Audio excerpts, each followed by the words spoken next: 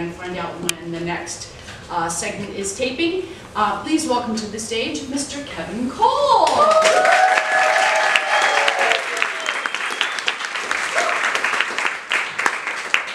It's time to learn a lesson today, a lesson to make you say, "Oy vey!" So open your brains, open your hearts, and for the next 10 minutes, hold in your farts. Good evening, ladies and gentlemen.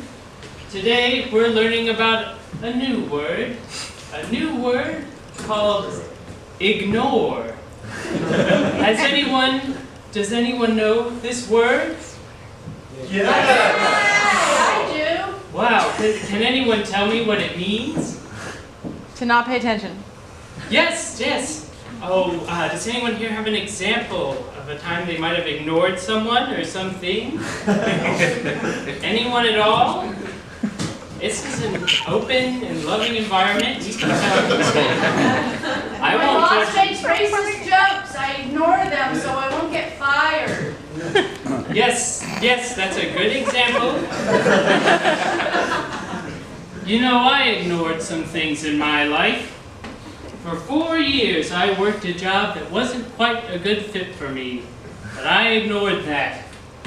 I ignored that when I worked in the local news and drove an hour to work during a blizzard, multiple times. I ignored it when they extended our hours and didn't pay us anymore. Oh, and I ignored at that time that someone might have intentionally misquoted protesters to sound like they were chanting "Kill the police." But that's life, and that's work, and that's ignoring things. Can anyone here spell ignore? I'm not trying to make myself seem smarter than you. I'm just wondering if anyone can spell it. I-G-N-O-R-E. Yes, correct. Anyway, while working this job, I got to the point where I couldn't ignore it. So in my last year, I ignored another thing. My annual review. For months on end, they sent us little reminder emails. Don't forget your annual review. Kevin, you haven't filled out your annual review. Rate yourself on a scale of 1 to 5. It's really easy. And I said, well, the thing is, in a couple months, I'm not going to be here. So, what am I going to... Oh, I'm great, but sorry. Because, you know, after the annual review, you sit down and you talk to your boss and you're like, well, yeah, I have a great future here. So I put it off and I ignored it. And I ignored it for about 5 months. And then they said to me, listen, this has gone on too long. You have to do your annual review. And I said, all right, fine. And I sat down, I filled it out, all 5s. And then a few days later, I put in my 2 weeks notice. Well, we never got to phase 2 of the annual review. Sorry. Anyway, there are other things in life that you just can't ignore, like your health. You see, about 3 years ago, I was meeting with a psychic, and I said to them, tell me my future. Look at my palm and tell me what you got. And they looked at it and they said to me, Kevin, you have an underlying health condition. He said, an underlying health condition? Okay. And I never went to see a doctor about it. So what do you do when you go to a doctor? You say, oh, a psychic told me that I'm going to... Yeah, real credible. Thanks, man of science. Anyway, so I will just ignore my own health issues like this summer. I was working in a summer camp, and about a week in, I noticed an odd circle on my side. And I said to myself, oh, I must have ignored hitting a table really hard, and this is the end of a bruise that's just healing from the inside out. I make a nice little circle right here. Well, a week later, it was still there. It hadn't healed. Another week, still there. A month later, I'm at the pool, shirtless like you do, and my friend said to me, Kevin, did you get bit by something? I said, Beats me. I've had this thing that I thought was a bruise on my side for a month, and I just assume it'll go away at some point. And they looked me dead in the eye, and they said, maybe it's ringworm. I said, that is the single worst thing you could say to anyone.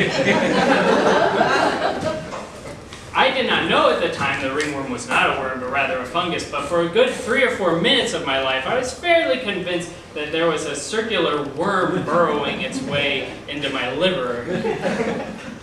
If this is where your liver is. Again, I don't go to the doctor very much. I went to the camp nurse, and she said, well, it looks like ringworm, but it's not a rash, which ringworm technically is, so I guess we'll just treat it with like it's ringworm, and maybe it'll go away. So she gave me some Lotrimin AF, which we all know stands for Lotrimin as fuck. Cleared it right up, no more ringworm. But still, ignoring that health condition. Anyway, there's some things in life you just can't ignore. You know, about a couple days ago, I was at Walmart, and there were these little kids outside, little Cub Scouts in their cute little uniforms, selling popcorn. Oh my God. Well, what was I supposed to do? You can't just ignore a child that size. So when you check out with your items, and you leave the store, and they come up to you with their cute little 7 or 8-year-old eyes, and they say to you, excuse me, sir, would you like to buy some popcorn?